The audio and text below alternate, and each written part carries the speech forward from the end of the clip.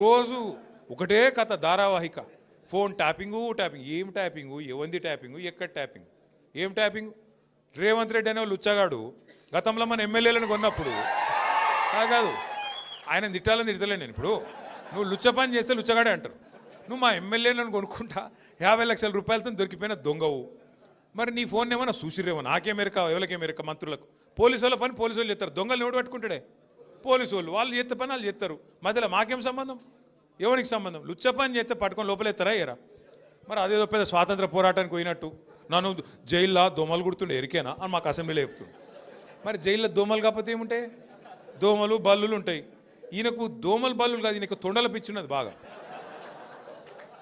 నా డౌట్ అయితే వీళ్ళ నాయన కూడా చిన్నప్పుడు వీళ్ళ తమ్మునికి ఏమో కొండలరెడ్డి అని పెట్టిండు, వీని పేరు తొండలరెడ్డి అని పెట్టిండు.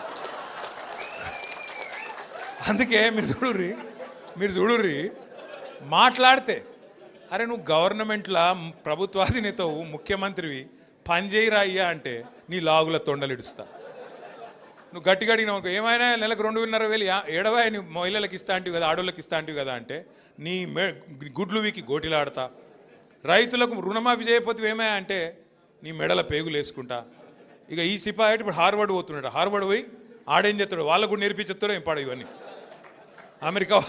అమెరికా వాళ్ళని కూడా బ్రష్ పట్టించి వాళ్ళకు కూడా అడ్డమైన భాష నేర్పించి, లేకపోతే ఇంగ్లీష్లో మాట్లాడతాడేమో. In your trousers big lizards అంటాడేమో. అదే సినిమాలో చిరంజీవి చెప్తాడు, ఇన్ ఫ్రంట్ క్రోకడైల్స్ ఫెస్టివల్ అన్నట్టు.